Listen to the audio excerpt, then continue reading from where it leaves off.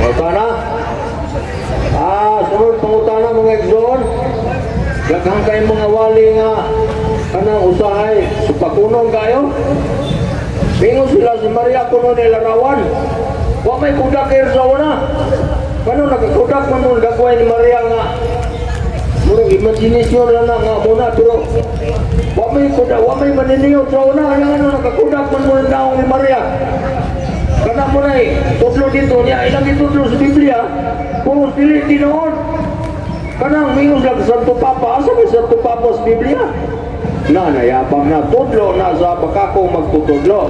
Basta dili mabasa, so dili na tinood. Kaya tinood, katong mabasa.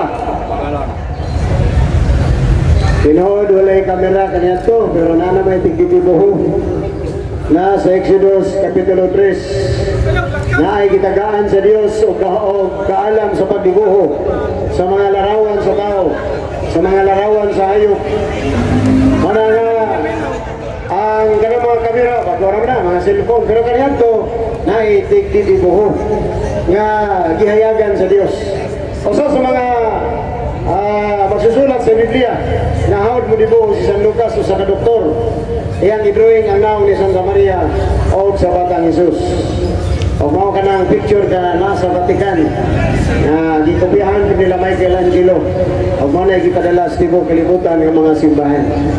So, katong una-una sa pastor, ang iyang pagka-ignorante nga karon lang na mga kamera, iyang gidala sa unang panahon, that pastor shows his ignorance. Ignorante siya, nga naa na yung mga magdidibuho. Kanang hawad kayo mga mo drawing, hawad kayo mo tanaw sa imong naong, makupya ka ng imong naong. Mga great painter, no? Mga painter sa Europe, dagana mga painting sa Europe nga pila ka $1 million ang kantidad tungod kay live ka naon, magyod tinaod yun ang mga naon. Manasayop ng bagingon nga ngano ko nung nailarawan si Santa Maria nga wala pa mo ko ni picture kaniya to, wala na yung camera.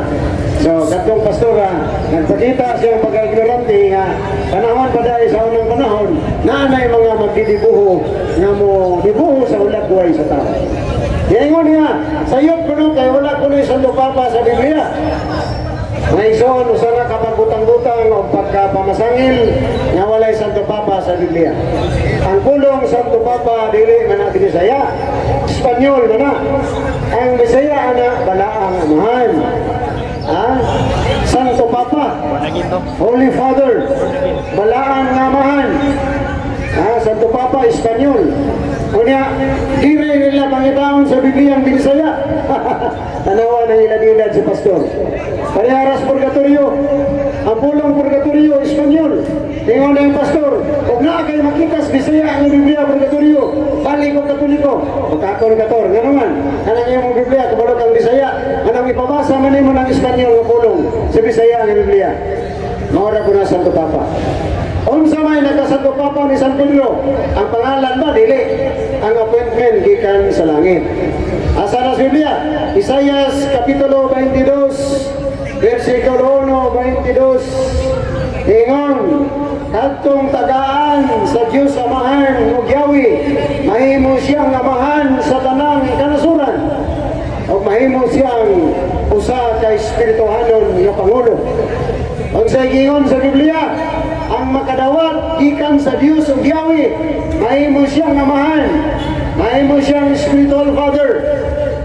Naaba sa Biblia nga si San Pedro gitaga Yahweh, na San Mateo 16, 18-19. Ingon si Jesus ngadto sa 12 ka apostoles o kang San Pedro, ingon si Jesus, ikaw mao si Pedro ug sa ibabaw ning bato tukuron ko ang atong simbahan. O ang gahom sa kamatayon, ang gahom ni Satanas, hindi makalumpon nini. Ihatag ko kanimo ang mga Yahweh sa kingharian sa langit.